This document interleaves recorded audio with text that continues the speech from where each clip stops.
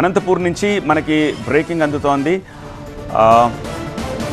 అమ్మవారి ఆగ్రహంతో భయపడ్డ దొంగలు హుండీ దొంగతనం చేసి నెల రోజుల తర్వాత తిరిగి ఇచ్చేశారు. హుండీ డబ్బులు మళ్లీ ఆలయంలోనే వదిలిపెట్టి వెళ్లారు. అనంతపురం జిల్లా బుక్కరాయ సముద్రంలోని ముసలమ్మ తల్లి దేవాలయంలో చోరీ జరిగింది. ఆ పోయిన డబ్బు మళ్లీ రావడంతో పోలీసులు ఆలయ ధర్మకర్త ఆధ్వర్యంలో హుండీని లెక్కించారు. హుండీ లెక్కింపులో 1,86,000 రూపాయలు ఉన్నట్టుగా గుర్తించారు. క్షమించండి అంటూ లెటర్ రాసి వెళ్లారు దొంగలు. నలుగురు కలిసి దొంగతనం చేశామని ఆ లెటర్లో చెప్పారు. చోరీ చేశాక తమ పిల్లలు అనారోగ్యం పాలయ్యారని, అమ్మవారు ఆగ్రహించారనే తిరిగి ఇచ్చేస్తున్నామని ఆ లెటర్లో రాశారు. తమ పిల్లల హాస్పిటల్ ఖర్చుల కోసం కొంత డబ్బులు వాడుకున్నామని, క్షమించండి అమ్మా అని ఆ లెటర్లో రాశారు దొంగలు.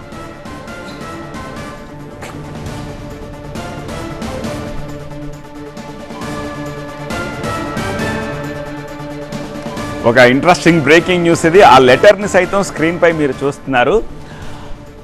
వాళ్ళు రాసిన ఆ లెటర్ని కూడా మీరు చూడొచ్చు. మేము నలుగురు దొంగతనం చేశాము, దొంగతనం వల్ల నా కొడుకుకి సీరియస్ అయ్యింది, నన్ను క్షమించండి అమ్మా, ఈ డబ్బులు కొద్దిగా వాడుకున్నాము నా కొడుకు హాస్పిటల్కి, నన్ను క్షమించండి అమ్మా అంటూ వచ్చిరాని తెలుగు రాస్తూ ఆ లెటర్ కూడా రాసి ఆ డబ్బులతో సహా తిరిగి మళ్ళీ హుండీలో వేసేశారట. సో అమ్మవారి ఆగ్రహంతో ఈ దొంగలంతా కూడా భయపడ్డారు. హుండీ దొంగతనం చేసి ఒక నెల రోజుల తర్వాత మళ్ళీ ఆ డబ్బులను తిరిగి తీసుకొచ్చి అక్కడ పట్టేశారు.